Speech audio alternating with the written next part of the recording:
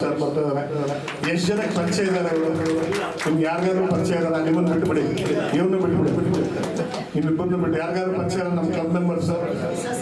Golden ಅಮೂನ್ resorts ಗೊತ್ತಾ? Golden ಅಮೂನ್ resorts Kolar road ನಲ್ಲಿದೆ.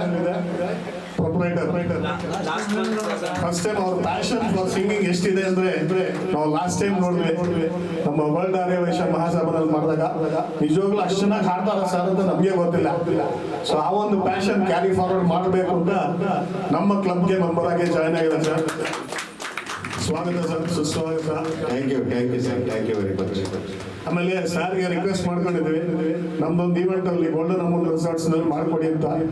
Sir is obliged, ಅವ್ರು ಅದೇ ಹೇಳೋದು, ಟ್ರಾನ್ಸ್ಪೋರ್ಟ್ ಅರೇಂಜ್ ಮಾಡ್ತೀನಿ ನಾನು. ನೀವು ಯಾವತ್ತೂ ಮೊದಲು ಕೇಳಿಸಿ ನನಗೆ, Sunday let us all plan.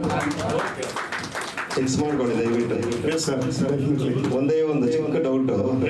47 ವರ್ಷ ಆಯ್ತು ಮದುವೆ ಆಯ್ತು ಅಂದ್ರೆ, ನಿಮ್ಗೆ ಎಷ್ಟು ವರ್ಷ ಮದುವೆ ಆದಾಗ? 23. 47 ಎಷ್ಟಾಯ್ತು? ಅಷ್ಟೇ ಮಾಡಿ. 75 ಅಷ್ಟೇ. 68 ಇದ್ದೀನಿ ನಾನು. ಹೌದಾ?